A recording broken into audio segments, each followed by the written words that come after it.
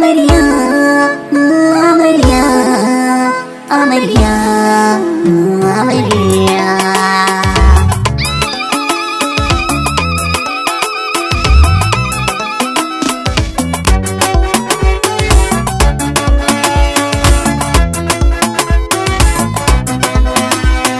Sun fito ango da amarya,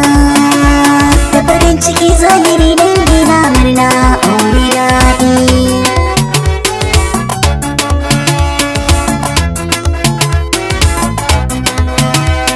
Da fari zan sanya sarki na mai duniya,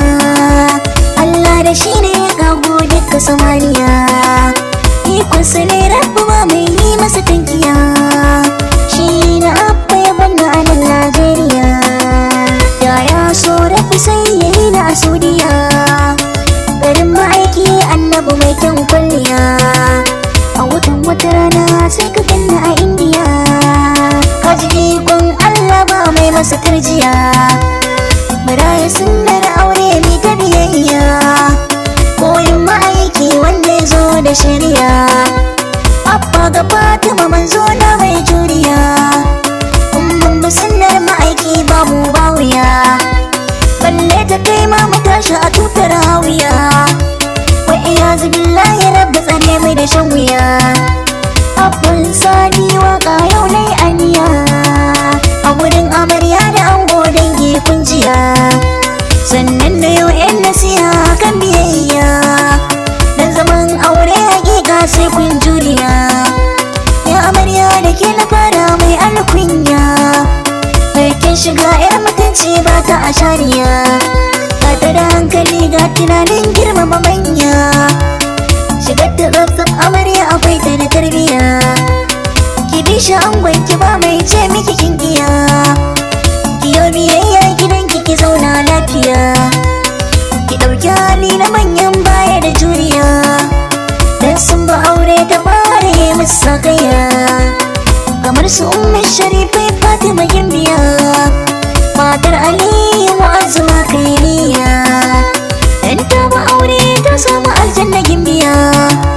dan su aka yi lahira har ma nan duniya, to ki koyin halin ta ki zauna lafiya, in kin yi wannan amarya kin wuce ɗankiya, an gogare ka na zo kar kai jayayya, kai da amaryar ka kiran muku zauna lafiya, kabar gidansu da kai ne kai yau tutiya, kabar iyaye da kanne bai daya, kun kare hakkinta sai ka tsaya ka yi aniya, domin halinka na kirki ga tarbiyya, ga riƙon amana mutane don haka sun biya, sai shaida ango akwai shi da yin alkunya.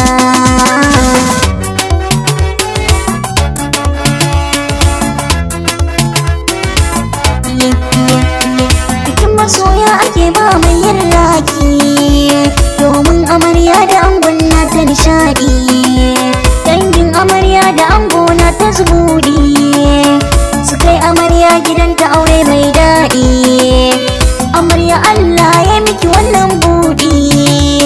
cikin gidanki kiyo girki mai daɗi, domin mijinki akwai son